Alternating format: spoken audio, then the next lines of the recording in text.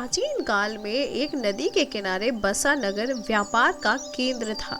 फिर आए उस नगर के बुरे दिन, जब एक भारी वर्षा हुई। नदी ने भी अपना रास्ता बदल दिया था। लोगों के लिए पीने का पानी न रहा और देखते ही देखते नगर वीरान हो गया था। अब वह जगह केवल चूहों के लायक रह गई थी। चारों ओर चूहे ही चूहे नजर आने लगे थे। चूहों का पूरा साम्राज्य ही स्थापित हो गया था। चूहों के उस साम्राज्य का राजा बना मूषक राज चूहा। चूहों का भाग्य देखो, उनके बसने के बाद नगर के बाहर जमीन में एक पानी का स्रोत फूट पड़ा और वह बड़ा जलाशय बन गया। नगर से कुछ ही दूर पर एक घना जंगल था। जंगल में अनगिनत हाथी रहते थे। उनका राजा गजराज नामक एक विशाल हाथी था। उस जंगल क्षेत्र में भयानक सूखा पड़ा। जीव जंतु पानी की तलाश में इधर उधर मारे मारे फिरने लगे। भारी भरकम शरीर वाले हाथियों की तो दुर्दशा हो गई थी। हाथियों के बच्चे प्यास से व्याकुल होकर चिल्लाने लगे व दम तोड़ने लगे। गजराज खुद सूखे की समस्या से चिंतित थे और हाथियों का कष्ट जानते थे। एक दिन गजराज का मित्र चील ने आकर खबर दी कि खंडहर बने नगर के दूसरी ओर एक जलाशय है। गजराज ने सबको तुरंत उस जलाशय की ओर चलने का आदेश दिया। सैकड़ों हाथी प्यास बुझाने के लिए डोलते हुए चल पड़े। जलाशय तक पहुंचने के लिए उन्हें खंडहर बने नगर के बीच से गुजरना पड़ा। हाथियों के पैरों तले हजारों चूहे रौंद गए और मारे गए। खंडहर नगर की सड़कें चूहों के खून मांस की कीचड़ से लथपथ हो गई। मुसीबत यहीं खत्म नहीं हुई। हाथियों का दल फिर उसी रास्ते से लौटा। हाथी रोज उसी मार्ग से पानी पीने जाने लगे। काफी सोचने विचारने के बाद मूषक राज के मंत्रियों ने कहा, आपको ही जाकर गजराज से बात करनी चाहिए। वह दयालु हाथी हैं। मूषक राज हाथियों के वन में गया। एक बड़े पेड़ के नीचे गजराज खड़े थे। मूषक राज उसके सामने एक बड़े पत्थर के ऊपर चढ़ा और गजराज को नमस्कार करके बोला, गजराज को मूषक राज का नमस्कार। हे महान हाथी, मैं आपसे निवेदन करना चाहता हूँ।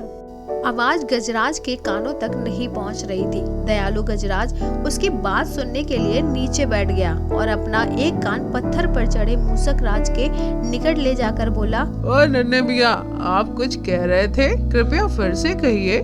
मूषक राज बोले, हे गजराज, मुझे चूहा कहते हैं। हम बड़ी संख्या में खंडहर बनी नगरी में रहते हैं। मैं उनका मूषक राज हूँ।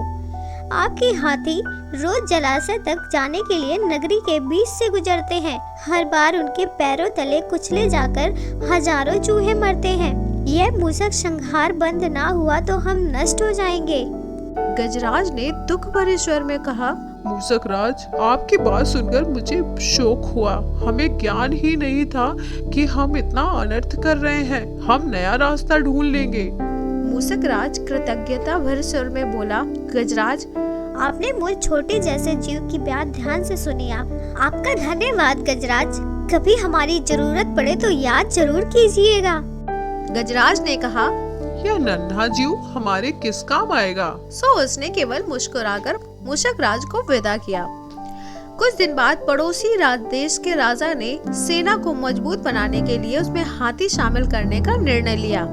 राजा के लोग हाथी पकड़ने आए। जंगल में आकर वे चुपचाप कई प्रकार से जाल बिछाकर चले गए। सैकड़ों हाथी पकड़ लिए गए।